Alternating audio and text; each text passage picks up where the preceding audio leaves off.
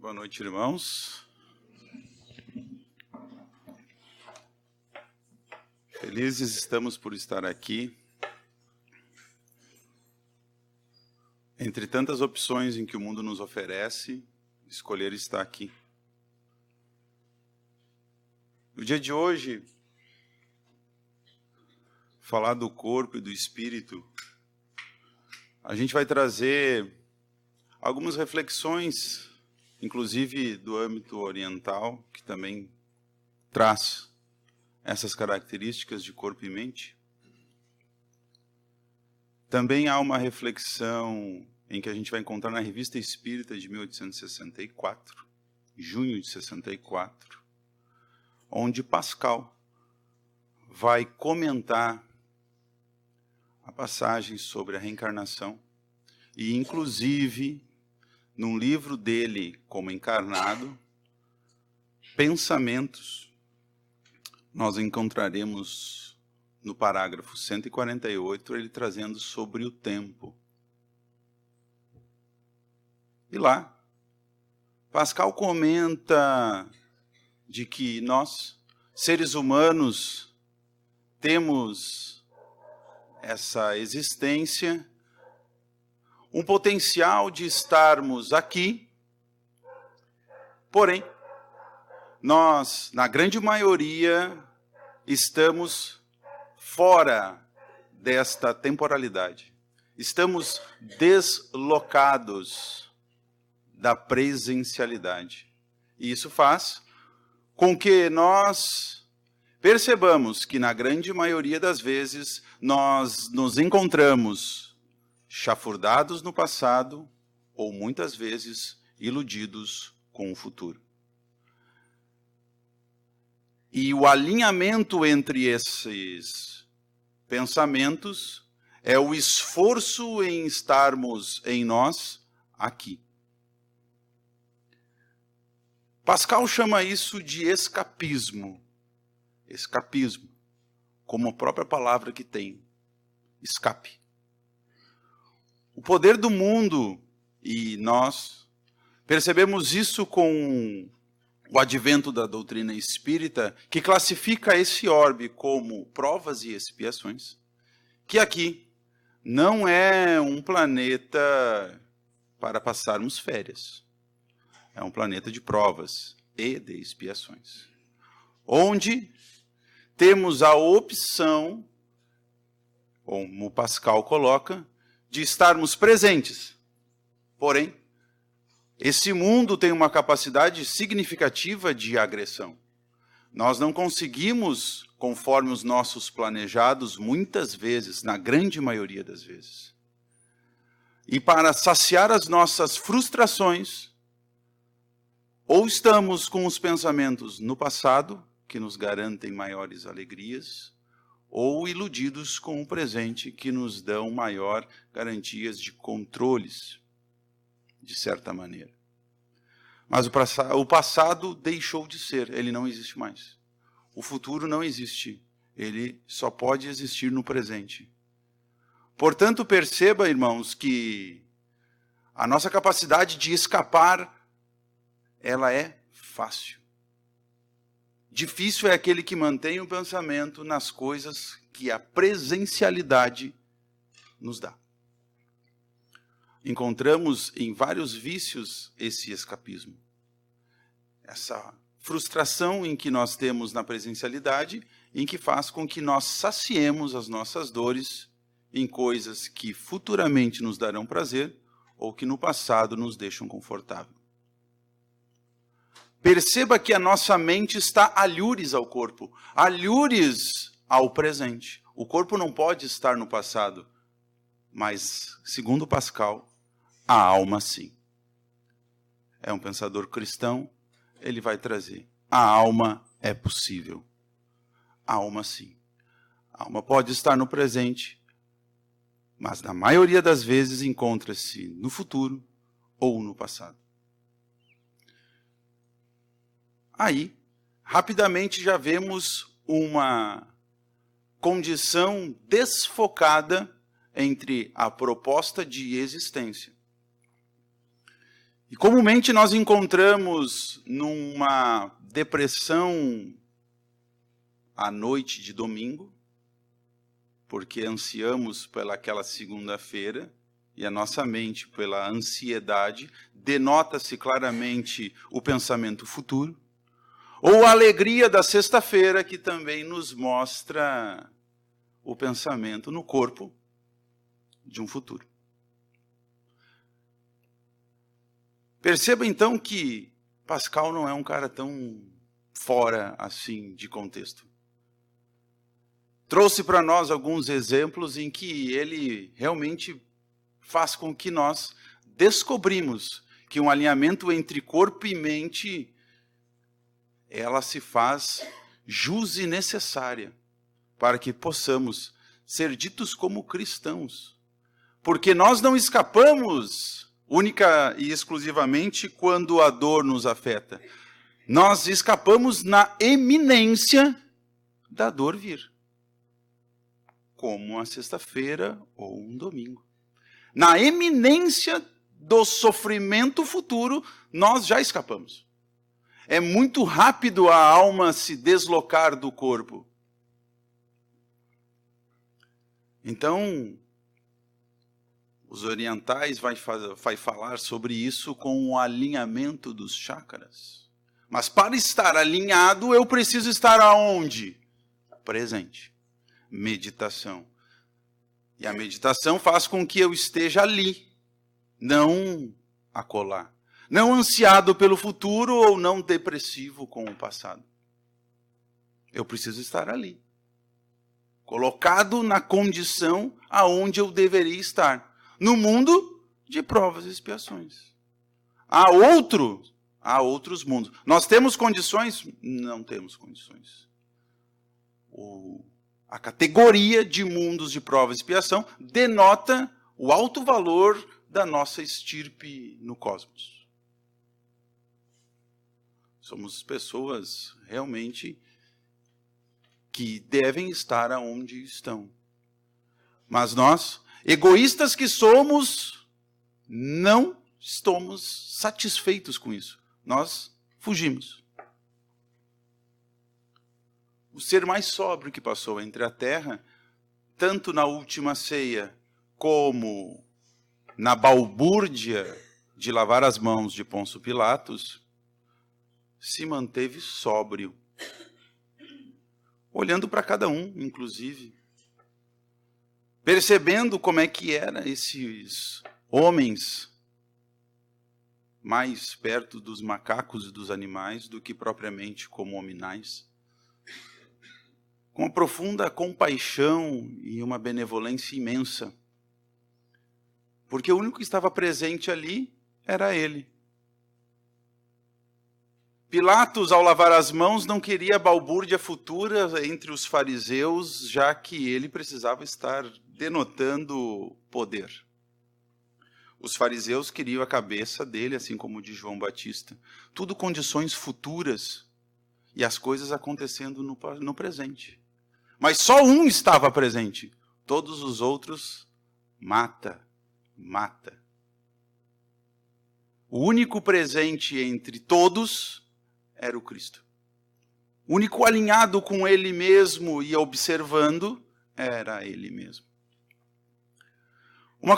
Um exemplo que nos vem é quando no item do Evangelho segundo o Espiritismo fala sobre a cólera. Perceba-se, é isso que a dica da cólera nos dá.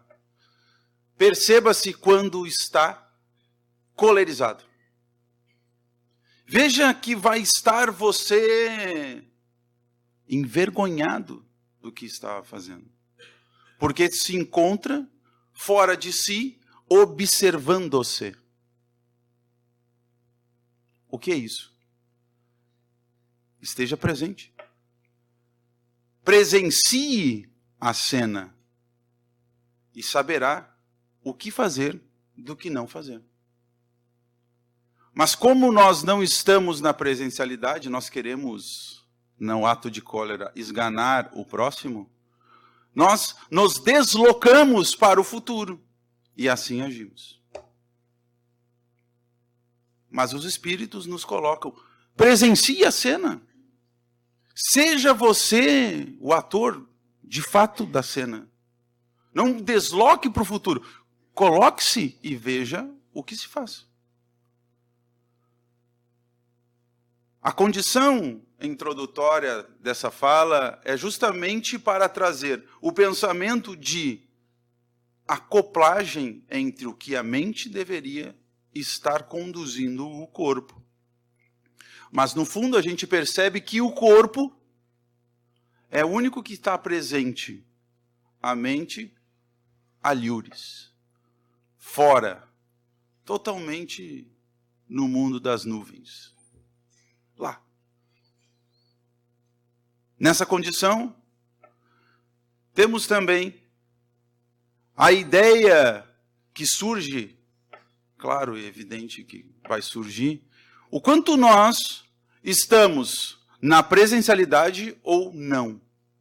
E ao longo das nossas existências percebemos que na grande maioria a presencialidade falta. Inúmeras redes sociais, ao fazermos as viagens, colocam para nós o que os outros fazem para a satisfação futura de mostrar aquilo que estava fazendo. Mas poucos são aqueles em que evidenciam a presença de estar no lugar onde deveriam estar. A ansiedade de mostrar é maior do que a degustação do lugar. E na grande maioria das vezes, o que fica na nossa memória é o que vale. Porque são raros aqueles que voltam para os álbuns de fotos para procurar a sua foto e ficar olhando. Demoram anos para rever aquelas fotos novamente. O que fica na memória é o que vale. O que deveria ser? A presença. A presença é aquilo que eu vivi. Se aquilo que eu vivi é aquilo que realmente encarnado eu experimentei. E fora disso, ansiedade ou depressão. Tudo que a mente queria estar e não estava porque o corpo limita. Eu não vivi. Eu ocupei lugar no espaço, consumo recursos naturais do planeta, vivo um tempo aqui e desencarno. Eu existi. Existi. Eu não estando ajustado com a minha mente e o meu corpo, eu existo. Só. E Joana traz com categoria muito bem definida essa passagem, essa ideia, essa reflexão. Raríssimos são aqueles espíritos que ao longo das eras, neste orbe, conseguiram evoluir. E a evolução aqui é a evolução das virtudes, não das técnicas do conhecimento ou tecnologias, tendo tanto material como social. Raríssimos são aqueles espíritos que nos tempos assírios não são os mesmos nos tempos atuais. Nos tempos babilônicos não são os mesmos nos tempos atuais. São raríssimos espíritos.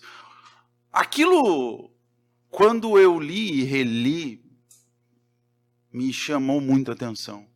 E partilho com vocês disso porque, primeiramente, me indignou muito.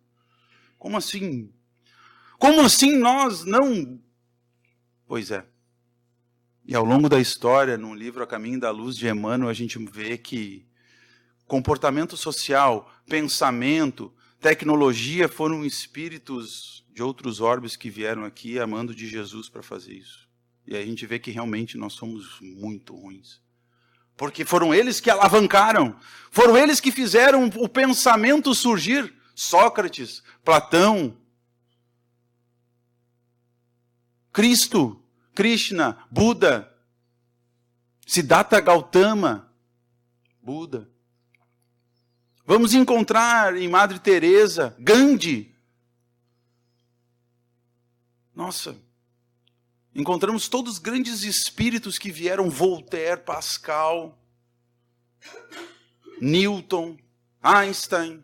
Começou a observar, não, são espíritos que foram enviados para fazer a alavancagem. O que nós fizemos com isso? Usufruímos Usufruímos de espíritos que já conhecem isso, que já sabem disso, que vivem isso em outros planetas, que eles vindo para cá, ao encarnar, eles vieram com a missão porque já sabiam daquilo. E nós usufruímos.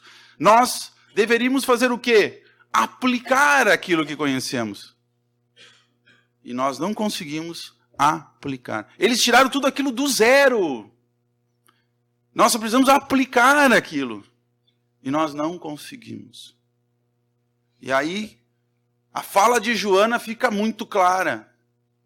Porque mesmo eles trazendo essas informações, fazendo com que alavanque o progresso da humanidade, desses que estão aqui para usufruir, esses usufrutos, raríssimos são aqueles que absorvem, entendem e seguem a sua vida.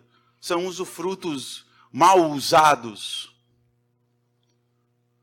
Desde o tempo do fogo, da pedra lascada, que era para usar ferramenta e o homem descobriu rápido para matar o semelhante e ter e ser o detentor de poder.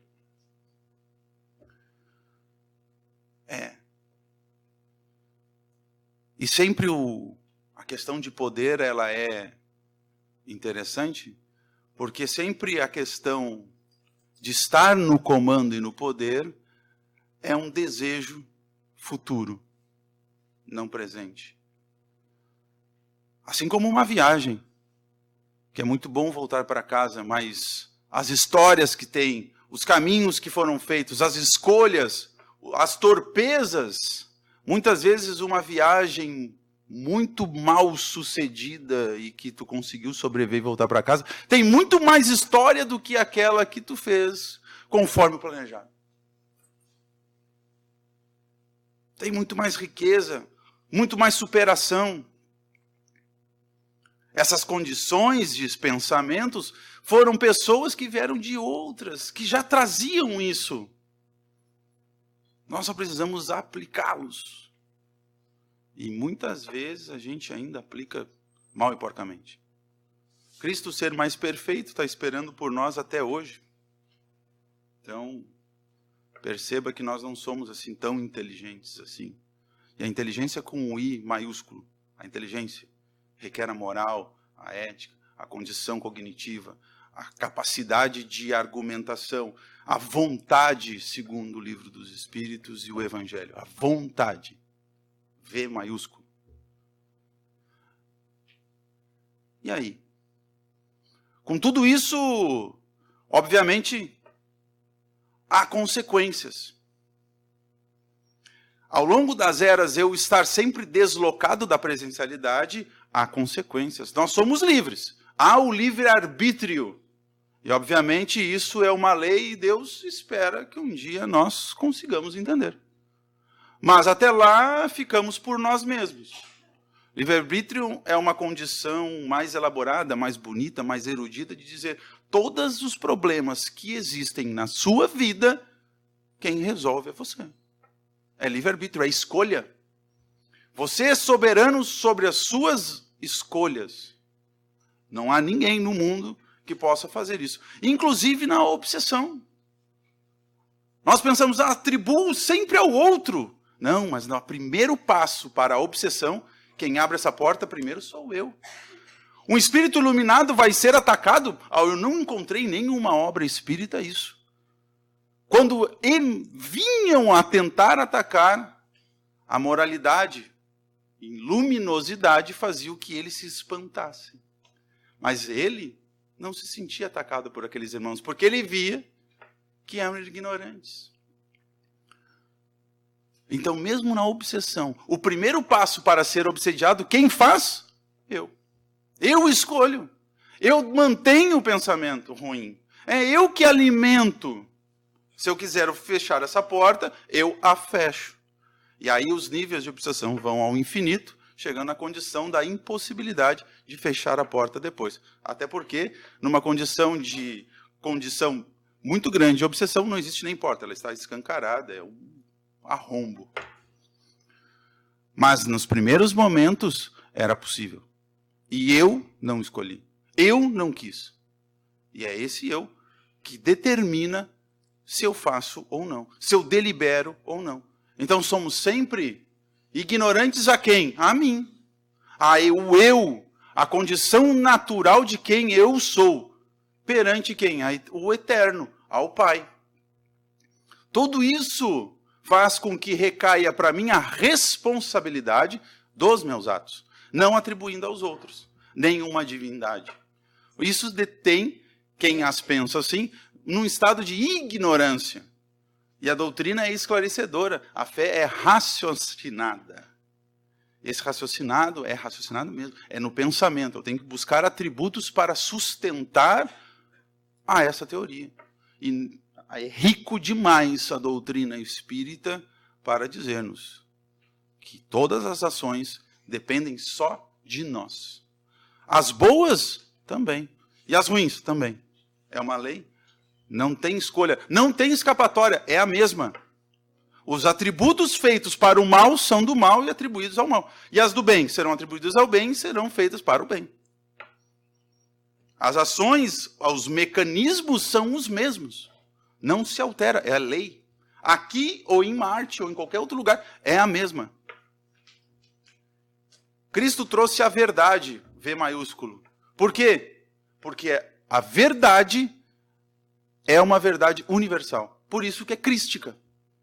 Uma categoria de espíritos crísticos. Espíritos que estão no cosmos, que estão no todo, que eles estão com o divino.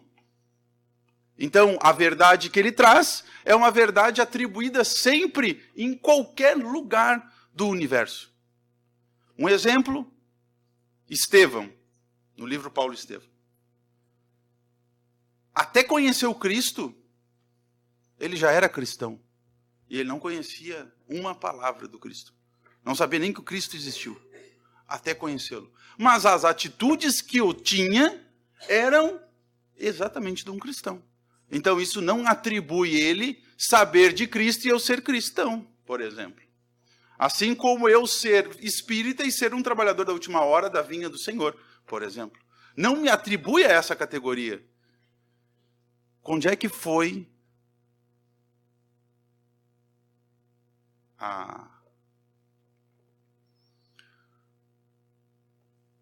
para Paulo, para Saulo, onde é que ele se determinou que ele era o trabalhador da última hora?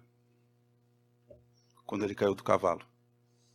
Não é uma condição de o planeta vai se transformar, bababá, aquela coisa. Não, não foi. Foi quando ele caiu do cavalo. Quando é que é o trabalhador da última hora para Hipólito Leon Denizar Rivail? Quando ele aceitou os cadernos para estudar. E aí codificar a doutrina espírita, foi lá que ele recebeu. Foi lá que ele se transformou, foi lá que ele virou o trabalhador da última hora. Ele teve que enfrentar todo mundo. E Saulo também, inclusive os cristãos. É uma condição interna. E a gente sempre atribui a um Deus Pai Todo-Poderoso, uma cruz e tudo mais. Não, e o que nós estamos esperando? O planeta se transformar, vai vir calamidades, aquela coisa toda. Cara, o Apocalipse já dizia isso. Não serve. Para ser trabalhador da última hora, precisamos estar o quê? Alinhados com a mente e o corpo. E para isso, eu preciso descobrir o que o Senhor quer de mim. Não há um alinhamento a terceiros, atribuído ao planeta, aos outros, não sei o quê. Porque eu estou sempre deslocando para alguém. Eu estou sempre justificando para alguém. Isso aqui é obsessão. É para alguém. Nunca eu? Nunca? Poxa. Fico surpreso com uma doença depois. Que injusto. Estou doente. Mas tu não é reencarnacionista? Não sabe? Pluralidade das vidas e tal, se tu não fez nada é porque da outra, aquela lógica lá, mas eu estou frustrado. Ué, como assim frustrado? Ficaria mais frustrado ainda se desencarnar e ir para o umbral. Nossa, como assim? Estou frustrado, estou decepcionado. A vida inteiramente viveu lá. Aí agora que está lá permanentemente não aceita? Estranho. Porque deslocado quando estava encarnado ia para lá à noite. A mente passou a vida inteira lá, quando encarnado, inclusive. Pensamentos não tão virtuosos e tudo mais. E agora se surpreende? é uma falta de reflexão enorme sobre a nossa própria vida. E quem é que pode fazer isso? Nós não somos os animais. Nós somos soberanos. Temos raciocínio lógico, memória, capacidade de modificação. E nós se surpreendemos e decepcionamos com Deus. Não faz o menor sentido. Não faz o menor sentido.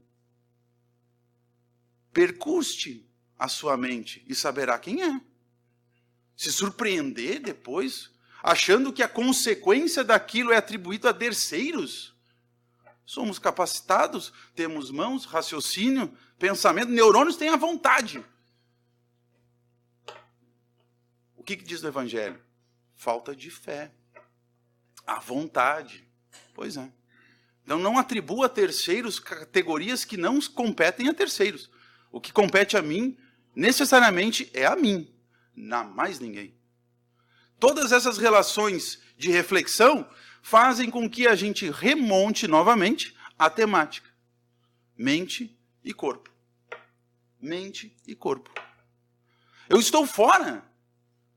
Parece que eu sou uma terceira pessoa ao desencarnar e ficar decepcionado. Parece que eu sou uma terceira pessoa quando eu recebo um diagnóstico de câncer terminal. E aí eu me frustro com Deus. Como assim? Tu sabe que tu não é daqui. Sabemos que nós desencarnaremos um dia. Que são dores realmente que temos que passar. É um mundo de provas e expiações. Frustrar não faz sentido. Ou eu nunca entendi isso. Ah, nunca entendeu, então. Mas já ouviu. Já ouvi várias vezes, palestras, eu sigo, vejo várias palestras do Divaldo, aquela coisa, o Divaldo esteve aqui, agora há pouco, aquela coisa toda. Ele não fala disso, não se fala. Estranho não falar disso. Dá exemplos de reencarnações, possibilidades, de dores. Já falou. O que resta a nós? Encarar a vida que cabe nas nossas mãos. Dirigir a nossa existência. Fazer de nós detentores das nossas existências, das nossas vidas. Agora, o que requer de nós isso? Esforço. O trabalhador da última hora é aquele que está pronto para trabalhar na vinha do Senhor. Se nós pegarmos Paulo e Estevão, vamos ver que Saulo ficou numa sinuca de bico. Ele não era confiável para os cristãos, quando bateu na casa do caminho. E foi achotado do templo farisaico. Nos dois lugares ele teve que viver sozinho por 3 anos, numa caverna. 3 anos numa caverna. Para que os outros vissem. E chegasse o momento deles.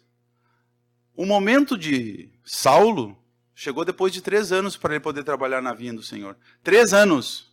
Saulo de Tarso. Saulo. E nós, ansiados que nós estamos agora nesse século das informações rápidas, queremos soluções rápidas para problemas que nós não conseguimos montar, entender há milênios. E aí Deus nos dá a sabedoria de encararmos uma pequena parte, uma pequena parcela que é colocar os nossos entes junto com nós, para podermos burilar de alguma forma aquilo ali, sem que a nossa memória destrua todo o processo reencarnatório. Para dar uma ajudada, para dar uma facilitada para nós.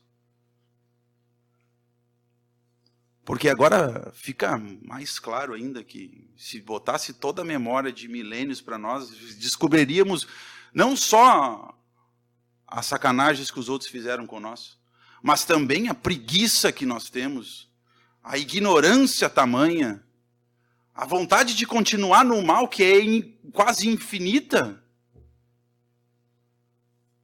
E aí, não nos ajudaria em nada, porque nós rapidamente temos uma facilidade de fuga, do nosso próprio presente, nós entraríamos em depressão rápido pelo passado. Mas não. Deus é sábio mesmo. Deixa viver aqui. Vive essa aqui, entende, compreende, tenta ver as possibilidades dessa existência aqui. A reencarnação, tirando o conceito de fé, ela nos denota claramente, pela doutrina espírita, a possibilidade dela existir.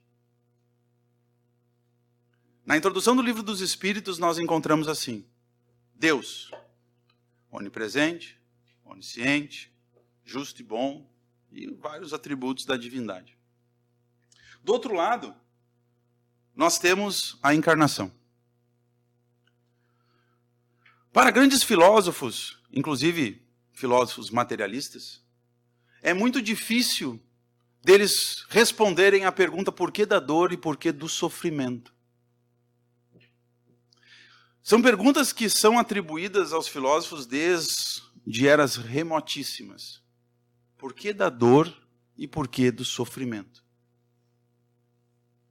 Atribuindo ela uma única existência, me sobrou uma possibilidade. O meu Deus não é todo-poderoso.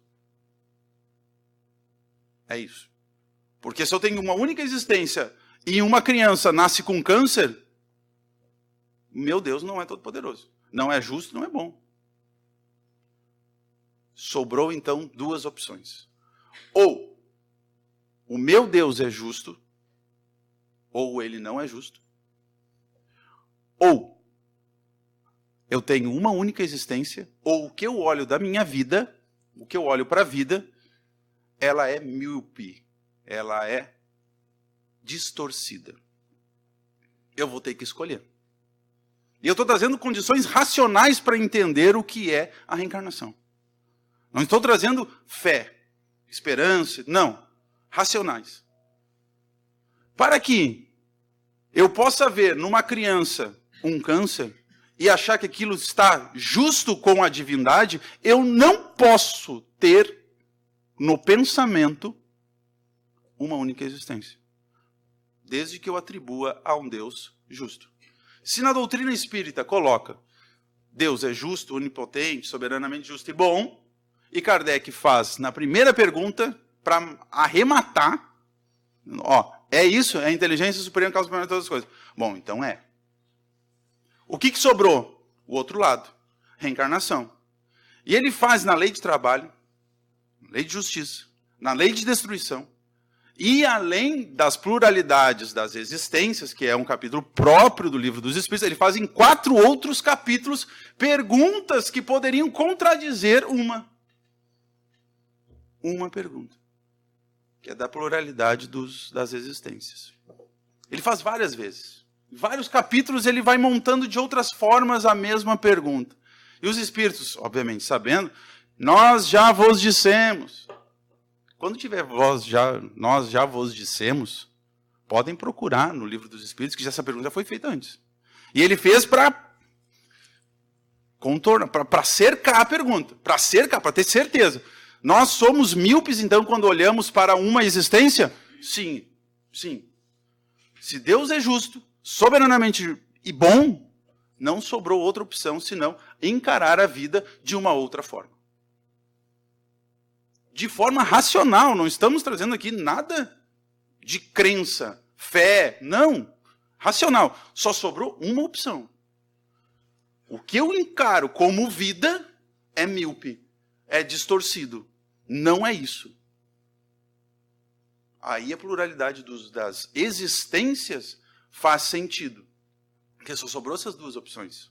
Os pilares da doutrina espírita estão na categoria muito sólida, são feixos, como diz no capítulo 21 do Evangelho. Feixos, como outrora, o Espírito de verdade que traz essa informação, como outrora veio falar aos filhos transviados de Israel, mas vinham unidos em feixos. Está unido demais a doutrina espírita. Ela é muito sólida e eu preciso raciocinar sobre ela.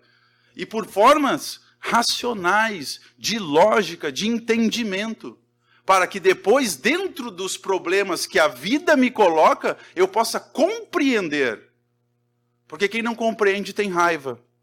Mas quem compreende não tem raiva. Quantas vezes o filho põe o dedo na tomada e os pais não ficam com raiva da criança porque sabem que ela é uma criança. O entendimento é maior do que o sentimento.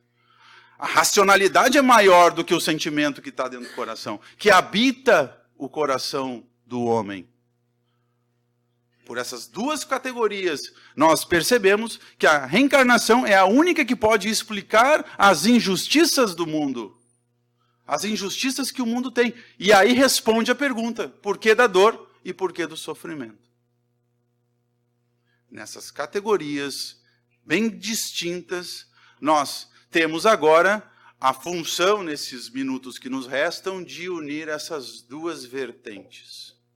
O escapismo que nós temos ao longo das nossas existências e a racionalidade que nos resta saber das pluralidades das existências. A virtude que nós temos que ter para adentrar aos céus, vamos dizer assim, aos céus católicos, anjos, harpas, aquela coisa toda, são as virtudes. As virtudes que vão fazer isso. Aqueles espíritos superiores que são descritos por nós, na categoria do homem, só poderá estar com eles pelas virtudes. Por que com a inteligência não pode? Porque o homem que criou a bomba nuclear foi o cara que pegou o princípio de Einstein, que ele não tinha pensado na bomba nuclear, e a fez. A inteligência foi meio, foi ferramenta. A moral fez a bomba. É diferente. A inteligência, então, pode dar atributos diferentes, ações diferentes. A moral, não. Eu serei o mesmo invisível. Eu serei o mesmo invencível. Eu serei o mesmo o mais forte. Na grande maioria dos orbes, desse orbe de provas e expiações, não. Se nós formos invisíveis, nós fizemos coisas diferentes. Muitos históricos são apagados das internets lá quando a gente faz para não deixar rastros. Já nos percebam que já existe uma invisibilidade para não se mostrar quem é. Então, por que precisamos de câmeras, circuitos internos? Por que será? Acessos, porta giratória em banco. Por quê? Porque se fôssemos invisíveis, se fôssemos indestrutíveis, as ações seriam bem outras. Então não é a inteligência que determina aonde nós estaremos ao desencarnar. É a moralidade. É as virtudes conquistadas. É a razão pela razão. É o fazer... é feito por aquilo que é dever. Mais uma vez, está no Evangelho o item dever. Dever. Porque aquilo é devido. Ponto.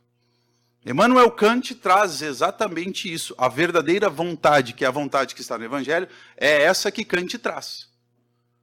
É fazer aquilo que é devido, mesmo eu sendo invencível, mesmo eu sendo invisível. Eu farei o mesmo. E aí onde é que a gente encontra esse exemplo? Em Cristo de novo. A Santa Ceia e a balbúrdia do Gólgota. O cara era o mesmo, não mudou. Ele conhecia o ser, ele se conhecia, ele percebe-se e ele percebe a massa. E aí ele diz, Pai, perdoa, eles não sabem o que fazem. Não sabem. Dá uma chance porque não vai, aqui não sai caldo. Vai demorar um tempo. Então é nessa condição que percebemos que para que eu possa estar alinhado com o presente, preciso eu reconhecer-me. Eu preciso estar ciente das possibilidades que eu tenho. E a reencarnação, por condições racionais, nos mostra a possibilidade imensa de estarmos na presencialidade. A possibilidade fantástica e única de estarmos na presencialidade. Este presente não volta mais. Mesmo que nós saímos e voltamos nos mesmos lugares, nós não podemos ser os mesmos. O mundo gira, o mundo nos transforma. Os contatos com outras pessoas, nós não somos mais os mesmos. A cada segundo há uma transformação. Mesmo que não apareça. Pensa numa árvore milenar. Se a cada segundo não mudasse, ela nunca seria gigante. Nunca. Se não for a cada segundo, se não existisse a cada segundo uma mudança, nós não poderíamos estar aqui hoje. Nós estaríamos no eterno, e o eterno não tem, é tempo, é transformação, é mudança constante. E esses atributos que nós temos hoje para a reencarnação, para o presente que nos é único, é o que a doutrina nos coloca como a coisa mais preciosa que podemos ter. Porque a única pessoa que podemos modificar no cosmos é a nós, mais ninguém.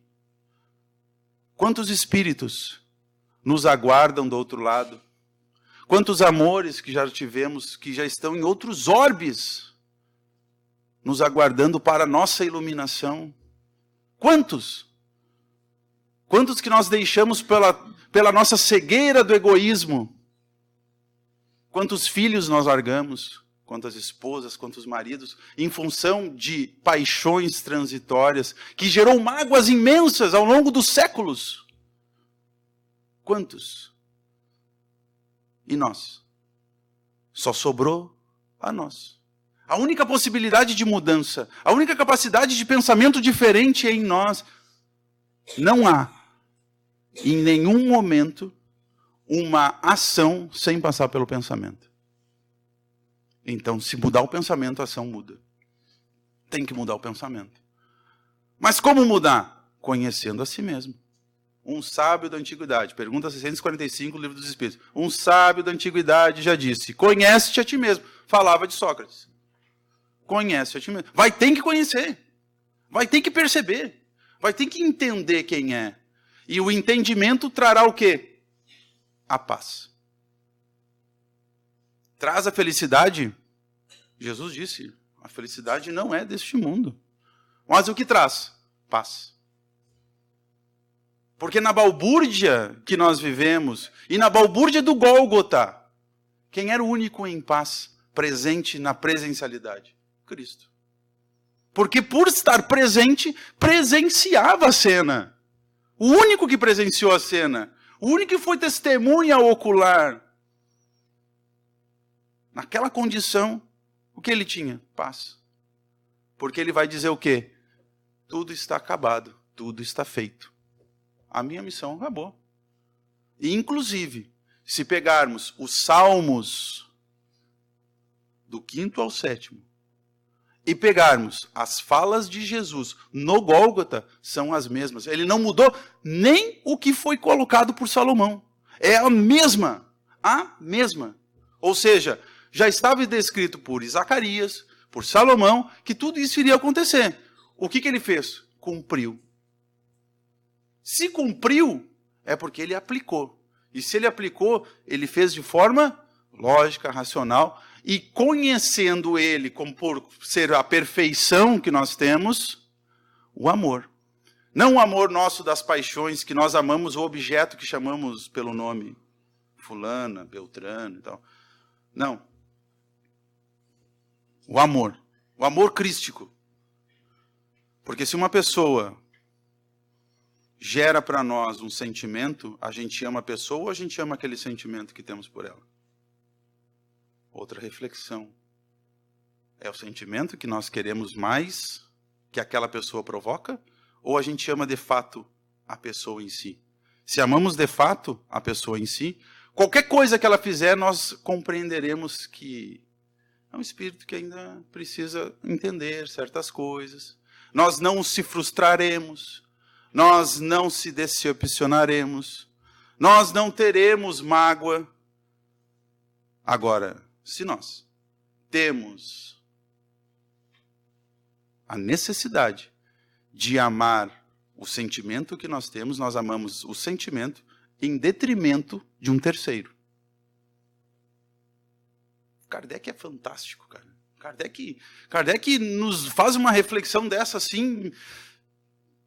Perceba que para eu amar, eu preciso amar cristicamente.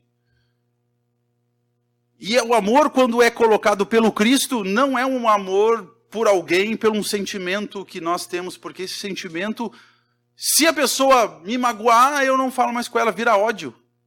Então não era amor, nunca foi. E que amor é esse? É o amor pelo ser que existe, que é ente. Ele é ente. Eu sou ente. Nós somos entes perante todo o eterno. Quem é ser? Com S maiúsculo. Deus. Ele é o ser. Nós somos ente, parte dele. Então temos que nos amar como irmãos?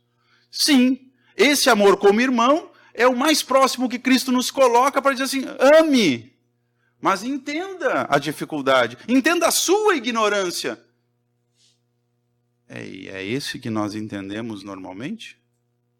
Pois é, não é. Mas Kardec faz essas reflexões. Faz com que a gente entenda um alinhamento perfeito. Gera custo? Muito. Porque a verdade nunca foi doce. A verdade nunca foi doce. Nunca será. Porque está sempre contrária ao que nós queremos ouvir. Sempre. Mas ela que nos alavanca. Por isso que existe a dor. Porque só com a dor que a gente consegue alavancar. E essa dor pode ser física ou não. A moral. De saber que somos pequenos, fúteis, transitórios, que temos a única capacidade de nos encontrar em nós mesmos. Sabemos que os outros que estão aqui são companheiros de uma existência ínfima e pequena, dentro de um tempo enorme do cosmos. Se eu sei disso, eu preciso, moralmente agora, aplicar. Fazer de mim um instrumento, um alinhador, uma engrenagem desse cosmos universal. Fazendo com que eu seja parte do todo, não uma exclusão. Passei um pouquinho dos minutos. Uma boa noite a todos.